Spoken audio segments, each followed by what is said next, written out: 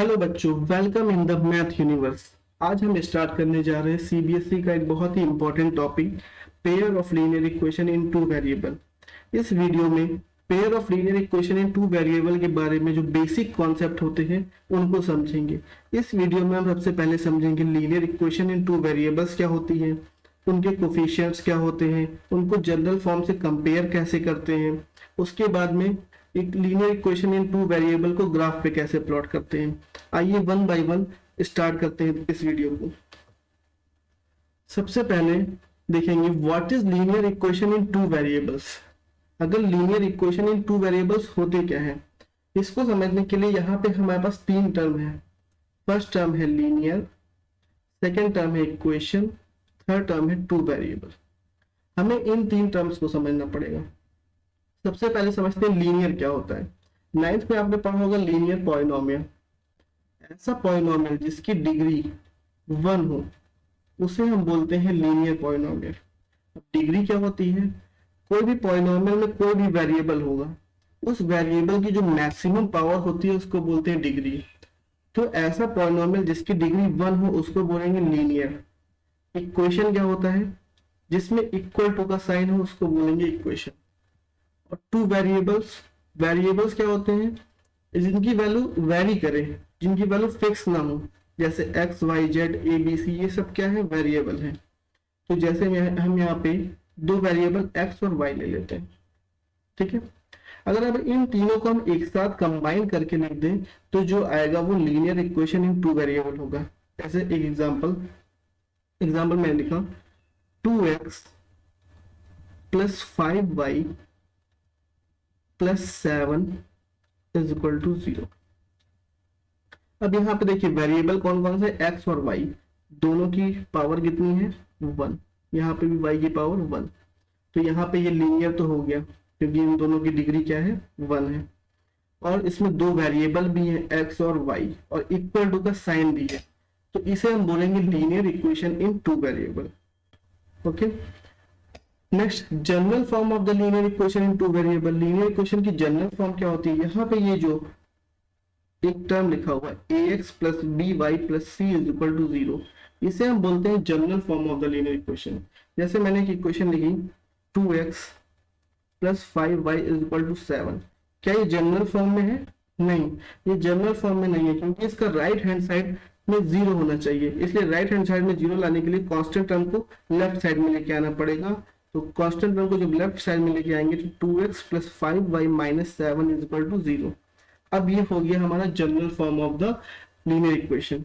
Okay, अब यहाँ पे कोफिशिएंट क्या होते हैं, जो वेरिएबल के साथ में जो नंबर होता है उसको बोलते हैं कोफिशिएंट। वेरिएबल के साथ में जो नंबर होता है उसे क्या बोलते हैं, कोफिशिएंट। जैसे इस इक्वेशन में कोफिशिएंट ऑफ x क्या है, coefficient of x, coefficient of x होगा यहाँ पे 2, और कोफिशिएंट ऑफ y क्या है, 5। और जो -7 है ये इसको बोलेंगे कांस्टेंट टर्म। यहाँ पे -7 जो है वो यहाँ पे है कांस्टेंट टर्म। ओके, अब अगर हम जनरल फॉर्म से कंपेयर करें इस इक्वेशन को, जैसे मैंने इक्वेशन क्या लिखी 2x plus 5y minus 7 is equal to 0। अब इसे अगर हम जनरल फॉर्म से कंपेयर करेंगे, जनरल फॉर्म क्या होती है ax plus b y plus c is equal to 0।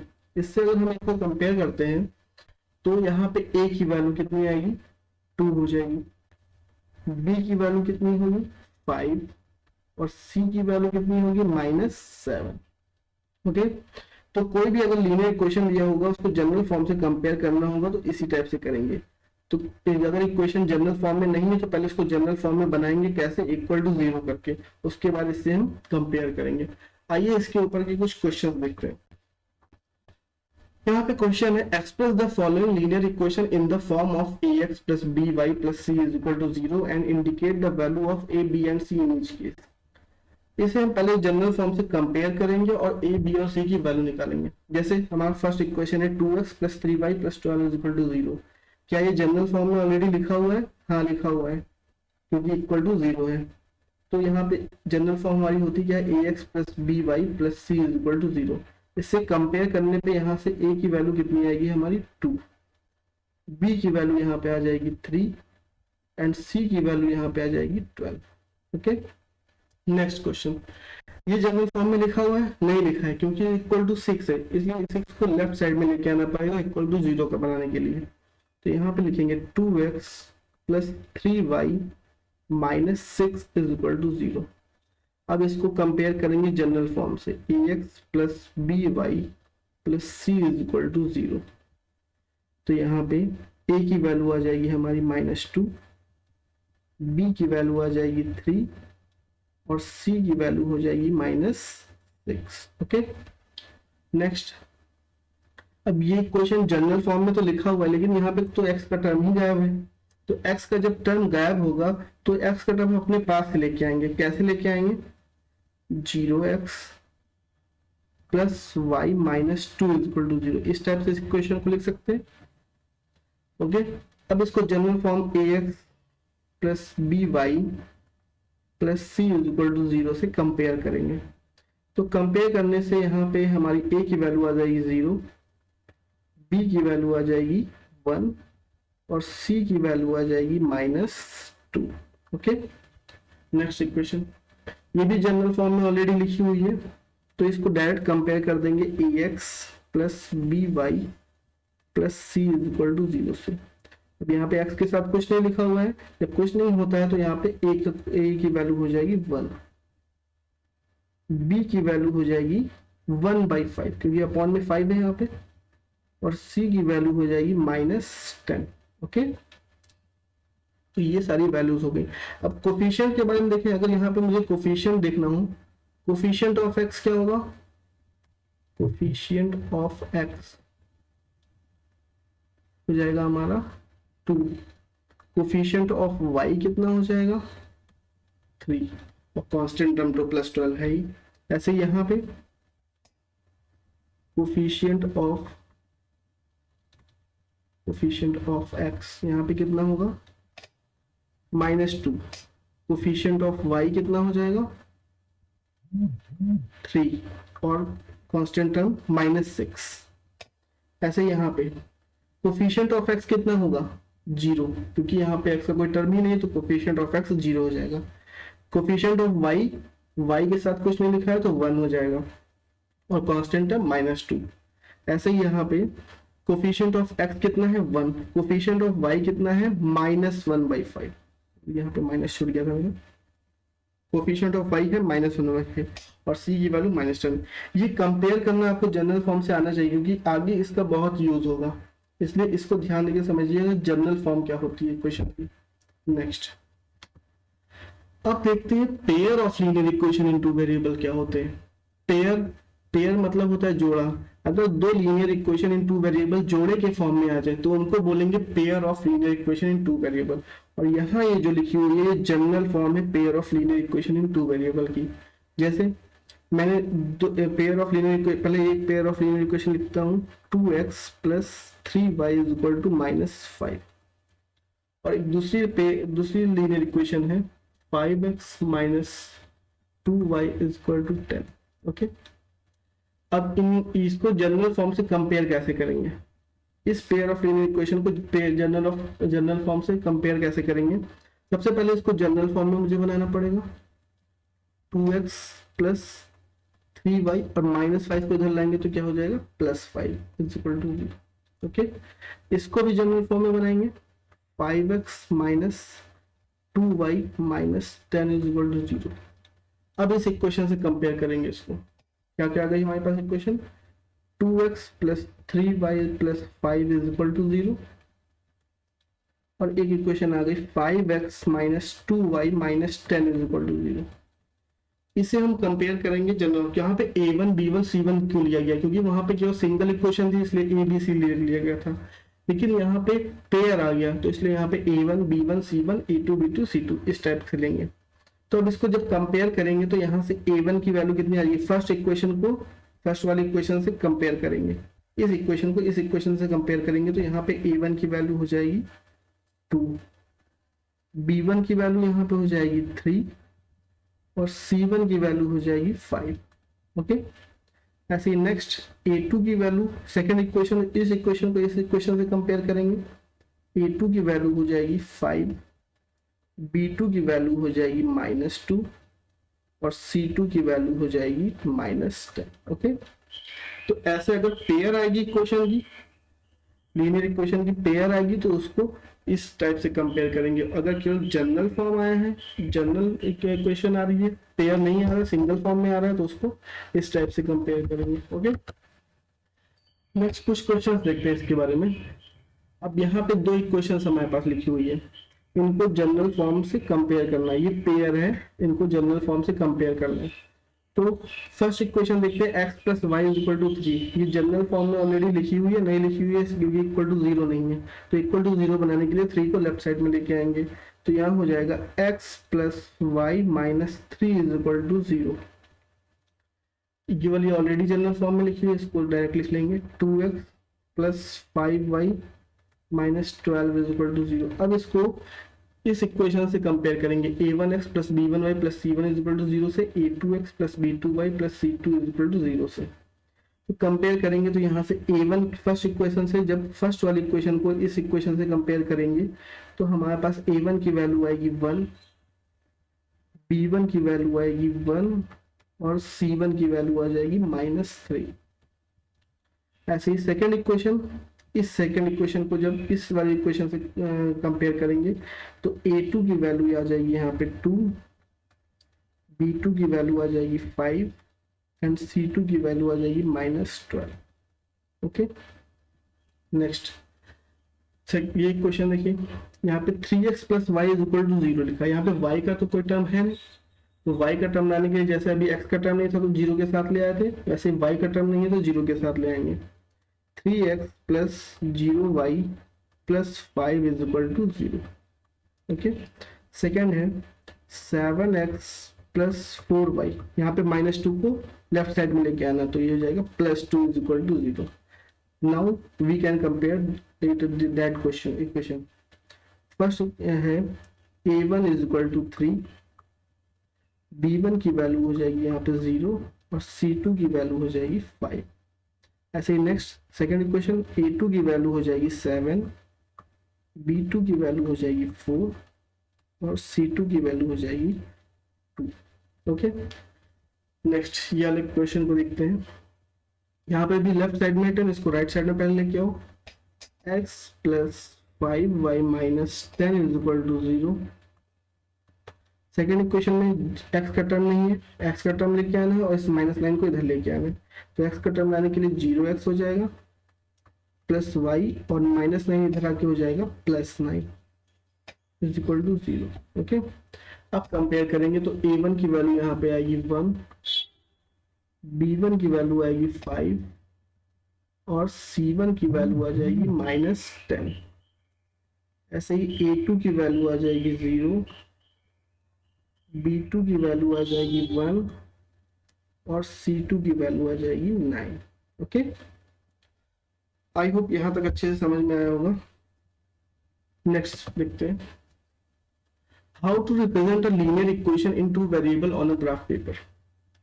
इसको ढंग से समझना है आपको, क्योंकि इसका यूज ग्राफ मेथड जब मैं पढ़ाऊंगा पेयर ऑफ लीनियर इक्वेशन को सॉल्व करने के लिए, उसमें बहुत यूज आएगा, इसलिए इसको ध्यान से समझिएगा कि कैसे किसी भी linear equation in two variable को ग्राफ पे कैसे प्लॉट करते हैं।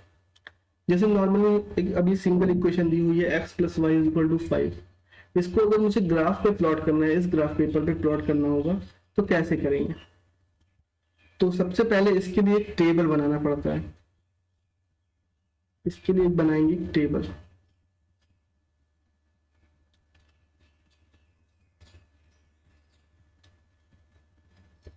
इस टाइप की टेबल एक बनाएंगे और ऊपर लिखेंगे x, नीचे लिखेंगे y।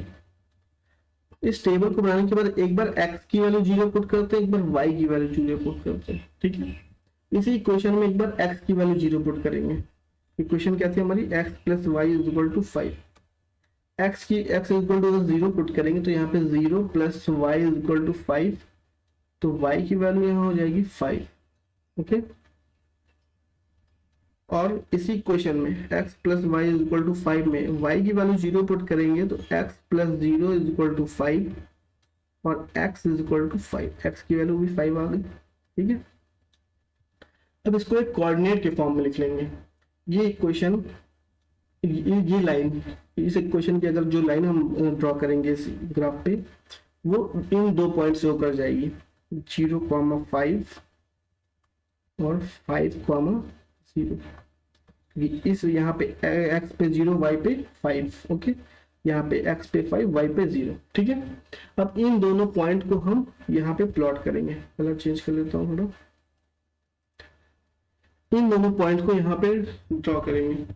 जैसे फर्स्ट पॉइंट क्या है, 0,5, x पे 0, y पे 5। तो ये पॉइंट इस कोऑर्डिनेट में कहाँ होगा, जहाँ पे ये पॉइंट आएगा यहाँ हमारा। ओके, x पे 0, y पे 5।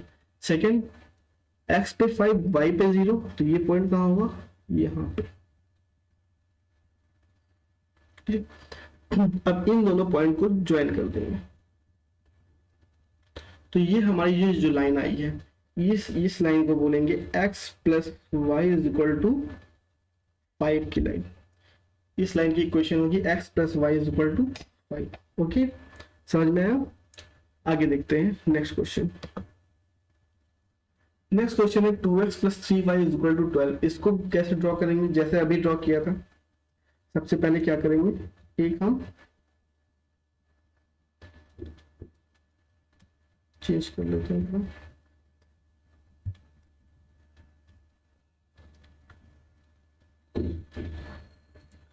सबसे पहले हम ड्रॉ करेंगे एक टेबल।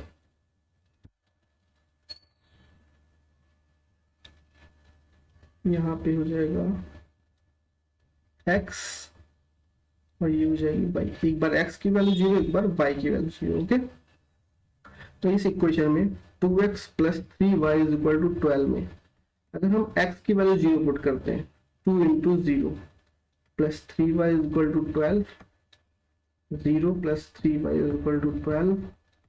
तो y की यहाँ पे हो जाएगा 3y is equal to 12, y is equal to 12/3, 3 4 जा 12 इज इक्वल टू 4।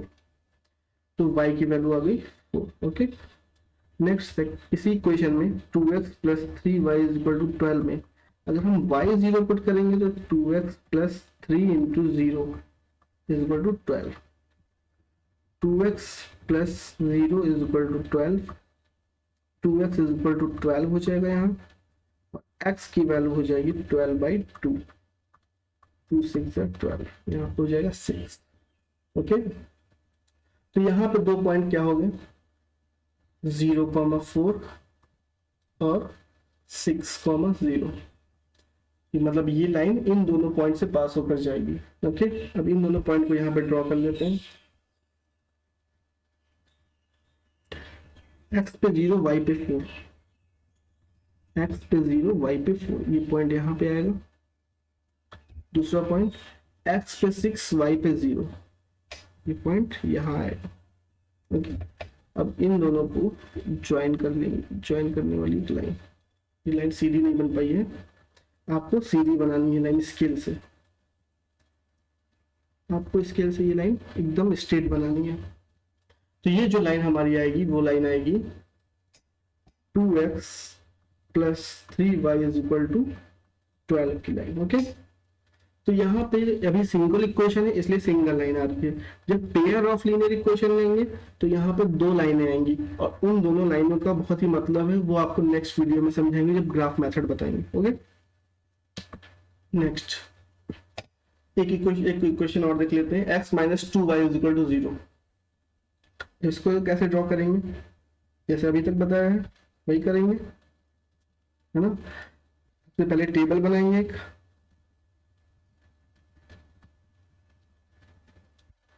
सबसे पहले एक टेबल बनाएंगे। टेबल में x लिखेंगे एक जगह लिखेंगे y। एक बार x की वैल्यू 0, y की वैल्यू 0। ओके, अब जब यहाँ पे x minus 2y is equal to 0, x की वैल्यू 0 लेंगे तो 0 minus 2y is equal to 0 हो जाएगा, minus 2y is equal to 0। तो y की वैल्यू आ जाएगी 0 बाई माइनस 2, x की वैल्यू हो जाएगी 0, y की वैल्यू भी 0 आ रही है यहाँ पे। तो चलिए दूसरी बात देख लेते हैं, x minus 2y is equal to 0। जब y को 0 के देखते हैं, 2 into 0 equal to 0, x minus 0 is equal to 0, x is equal to 0। ठीक है, यहाँ पे तो x की वैल्यू भी 0 आ रही है, तो यहाँ पे तो एक सिंगल ही पॉइंट हमें मिला 0,0। अब इसको क्या अगर हम केवल ऐसे पॉइंट बना देंगे यहाँ पे तो दिक्कत हो जाएगी ना मेरे लिए कि 0 केवल 0,0 पे कैसे लाइन। अब ये यहाँ पे वैसे लाइन 0,0 से पास होगी, ये लाइन यहाँ पे 0,0 से पास होगी, तो ये लाइन अब ऐसे जाएगी कि ऐसे जाएगी, ऐसे जाएगी लाइन कि ऐसे जाए, नहीं पता। तो इसके लिए क्या करेंगे, यहाँ पे आपको ध्यान से देख रहे होंगे कि यहाँ पे कोई कांस्टेंट का टर्म नहीं है, केवल x का टर्म है, y का टर्म है, कोई कांस्टेंट टर्म नहीं है। तो जब भी ऐसा कोई क्वेश्चन आएगा जिसमें कोई कांस्टेंट टर्म नहीं होगा तो उसको x इक्वल टू 2 इस टाइप से कर लेंगे, एक तरफ x एक तरफ y। ओके, तो अब जब जैसे इस टेबल को थोड़ा इंक्रीज करेंगे, अगर हम यहाँ पे y की वैल्यू 1 पुट करें तो x कितना आएगा, 2 आएगा। अगर y 1 हो जाए तो x की वैल्यू 2 आ जाएगी, और अगर y 2 हो जाए तो x कितना आ जाएगा, 4 आ जाएगा। y 3 हो जाए तो x कितना आ जाएगा, 6 आ जाएगा। ओके, समझ में आया? तो ये लाइन हो गई। अब इस यहाँ पे हमारे पास बहुत सारे पॉइंट हो गए, एक पॉइंट हो गया 2,1, एक पॉइंट हो गया 4,2, एक पॉइंट हो गया 6,3। ऐसे बहुत सारे पॉइंट हम निकाल सकते हैं यहाँ पे। अब इन पॉइंट को ड्रॉ कर लेंगे यहाँ पे।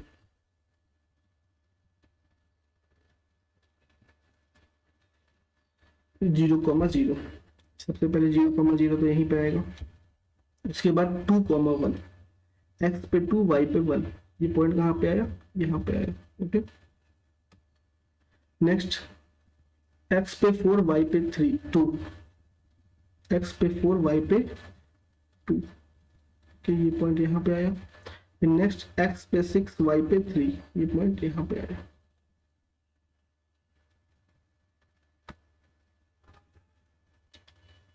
फर्स्ट क्या था, x पे 2 y पे 1, ये पॉइंट यहाँ पे आया।